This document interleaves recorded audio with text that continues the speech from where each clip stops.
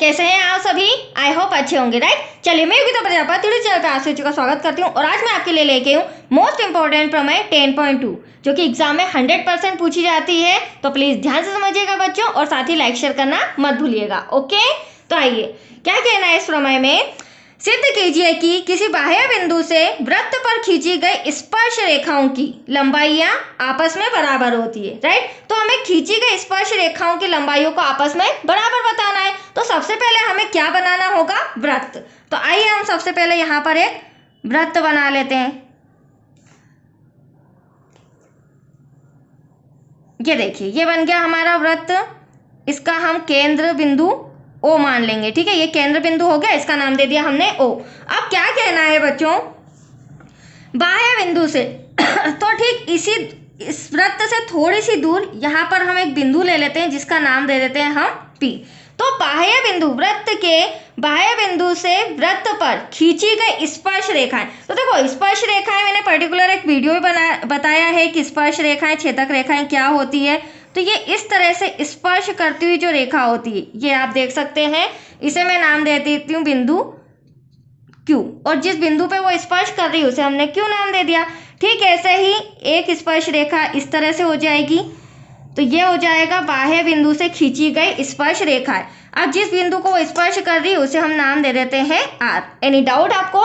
फिर से देख लीजिए, किसी बाह्य बिंदु से, ये रहा हमारा बाह्य बिंदु, किसी बाह्य बिंदु से वृत्त पर खींची गई स्पर्श रेखाओं की लंबाई आपस में बराबर होती है। कहने का मतलब जो PQ है वह बराबर होना चाहिए रेखा PR के। तो ये दोनों भुजाएं, मतलब दोनों रेखाएं हमें आपस में बराबर सिद्ध करके बताना है। तो इतना आया आपको समझ में?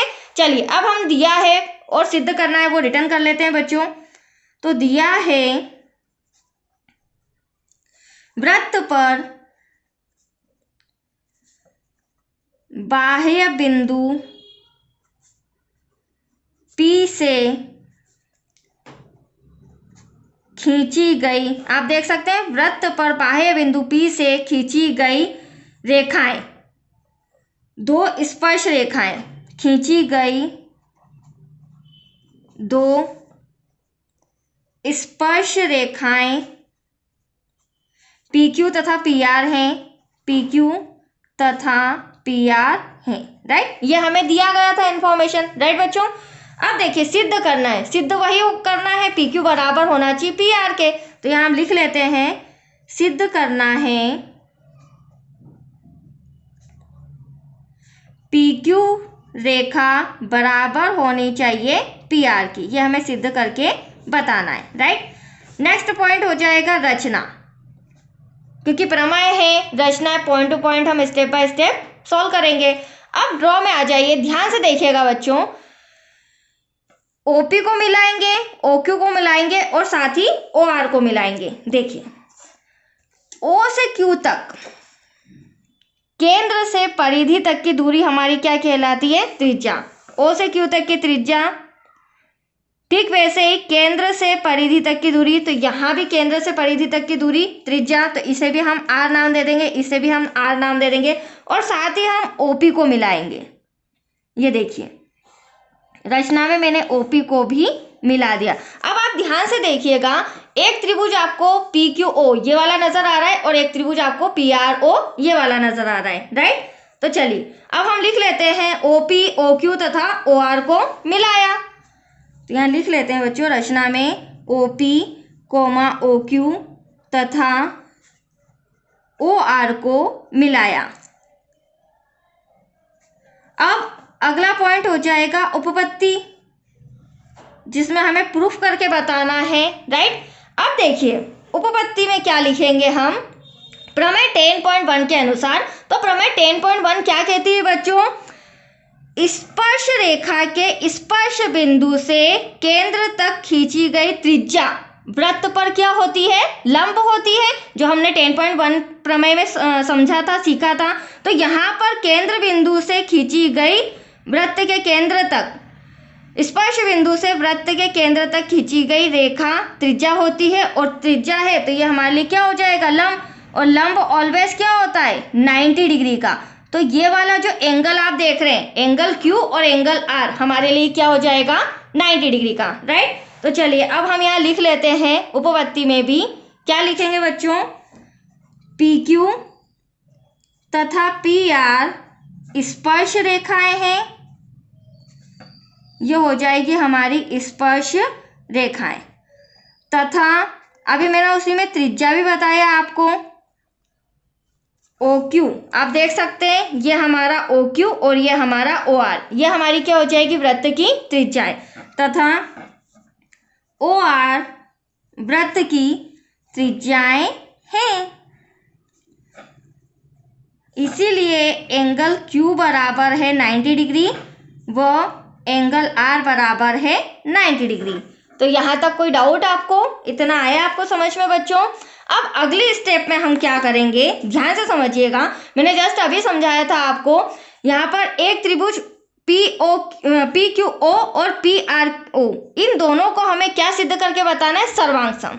हमने चैप्टर 6 में पढ़ा था, जब दो त्रिभुज आपस में सर्वांग सम मतलब बराबर सिद्ध होते हैं तो उनकी संगत भुजाएं आपस में बराबर होती है और उनके संगत कोण भी आपस में बराबर होते हैं। तो इस त्रिभुज को हमें इस त्रिभुज के सर्वांग सम सिद्ध करके बताना है, जिससे हमारा ये पॉइंट भी प्रूफ हो जाएगा कि बाह्य बिंदु से खींची गई स्पर्श रेखाएं आपस में बराबर होती है। That's clear. तो चलिए यहाँ पर हम लिख लेते हैं त्रिभुज पी क्यू ओ तथा त्रिभुज पी आर ओ में, चूंकि हम चैप्टर 6 में पढ़ के आए हैं। अब देखिए यहाँ पर हम क्या कर लेंगे, आप ड्रॉ में देख सकते हैं। सबसे पहले तो आपको नजर आ रहा होगा जो ओ क्यू है और ओ आर है, ये क्या है, वृत्त की त्रिज्याएं, और साथ ही ओ पी बराबर है ओ पी के। चलो पहले वृत्त की त्रिज्याएं लिख लेते हैं, फिर मैं सेकंड पॉइंट बताती हूँ। तो यहाँ लिख लेते हैं ओ क्यू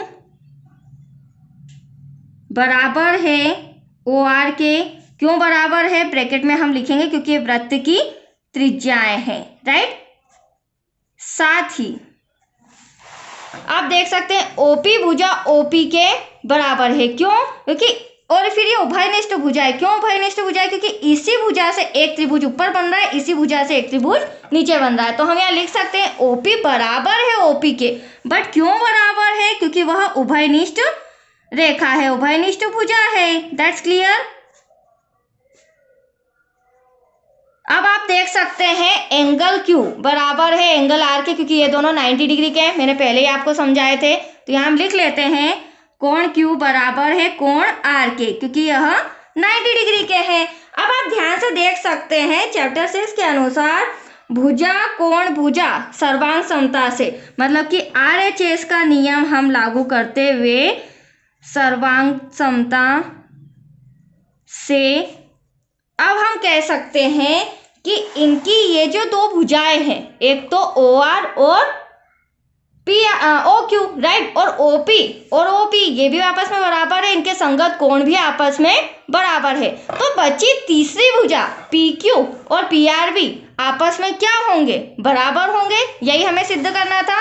तो यहाँ पर लिख लेते हैं जब ये तीनों आपस में बराबर है तो जो पी क्यू भुजा है वह पी आर के बराबर है।